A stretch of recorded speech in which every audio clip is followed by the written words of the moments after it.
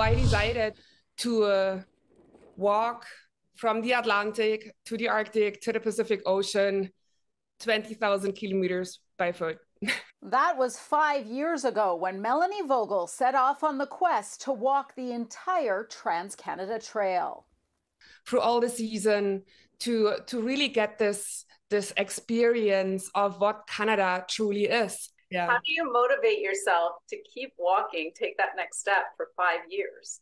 The kindness of Canadians across the country. Also, she says the diversity of the Trans-Canada Trail and of the country itself kept her stepping forward through the incredibly long journey. This trail is not just a wilderness trail. It leads through urban, suburban, and farmlands.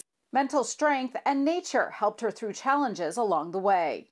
When you look back on it now, what was the most challenging thing? I started off with a 65-pound backpack. And also I either pulled a sled or a wagon, because there were times also walking up the Alaska Highway, for example, I had to bring more food and water because there were less possibilities to replenish. It's the summer heat that really made my mind so dull, and I started to drag along, and the backpack felt extra heavy. She also met lots of wildlife, sharing the trail with moose, wolves, and even a grizzly bear and cub. You felt there was no sense of danger coming from them. So I stepped into the bush and they walked by.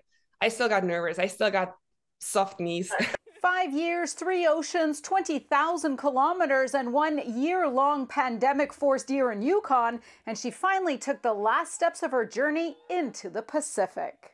What was it like when you finished 5 years later, taking those last steps at the Pacific? I was welcomed by so many people that I did not even expect would be there and cheer me on and applaud me. It was a very emotional moment. Yeah. And she plans to leave her comfort zone again. Melanie is planning another secret adventure that she says will bring her even further into the wilderness and isolation. In Toronto, Audra, City News.